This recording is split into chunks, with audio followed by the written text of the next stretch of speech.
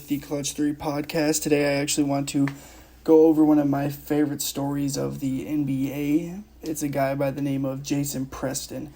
He plays for my current favorite team, the Los Angeles Clippers. He's a point guard.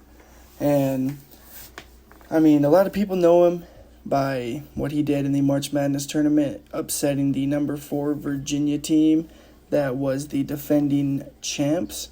And, his story is just really inspirational. So, one of his biggest inspirations himself was his mother, and she taught him to appreciate more than just playing the game of basketball, but to appreciate every aspect of the sport. And then when he was 11 years old, she was actually diagnosed with lung cancer, and at the age of 15, sadly, his mother passed away. So, having to deal with that, his aunt and uncle in Jamaica actually took over his care. They became his legal guardians. He decided to take his chances, stayed over here in Florida at a high school in Orlando with a friend of his he lived with. And he only averaged 2 points per game, and he only came off the bench, or he only started during the senior night at his high school. And then, going from there, you wouldn't expect him to do much.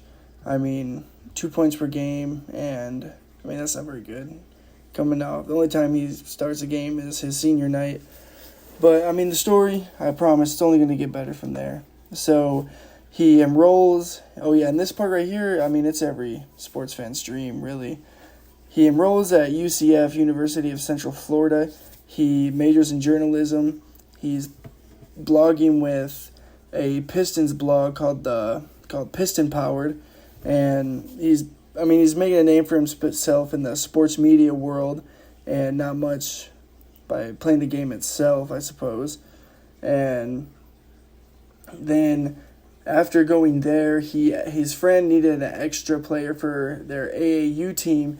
He goes and plays the AAU game and ends up actually getting kind of scouted by a prep academy, goes to that prep academy.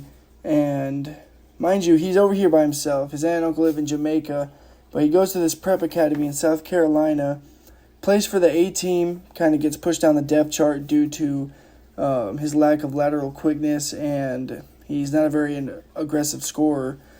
And because of that, someone leaves the C team, and most people, they'd be fine riding the pine for the A team, but he decides to take his chances, plays for the C team, gets his minutes up. He plays a lot for them. He balls out. Second game with the C team, he actually ends up with a triple-double.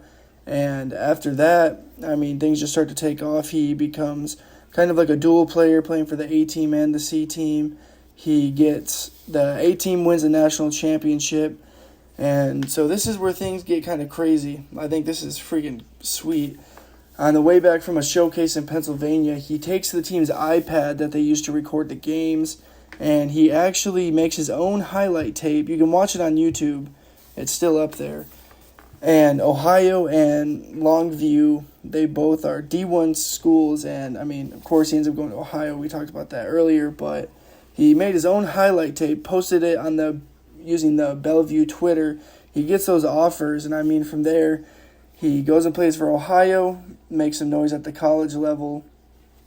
And then he gets drafted 33rd overall by the Los Angeles Clippers, and this ain't the climax of his story.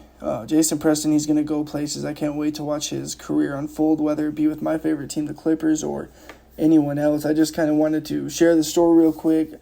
I think it's awesome. I'm going to leave a little bit of a thing from a press conference he had, kind of showing his excitement of being in the NBA. If y'all have any questions, please feel free to reach out to me on Instagram, or any suggestions for the podcast, Levi_K40, please feel free to reach out. Y'all have a great night. Bye-bye. Over to Sabrina. Hey, Jason. Congrats on the draft. I'm curious what the excitement level has been like for you, getting drafted, getting to put on a Clippers jersey in practice, based on everything you've been through in your career. It's amazing. Like I tweeted right after, it's a dream come true to be where I am, be in this position, and even be doing this. So I'm just very thankful for it. I'm not going to take anything for granted.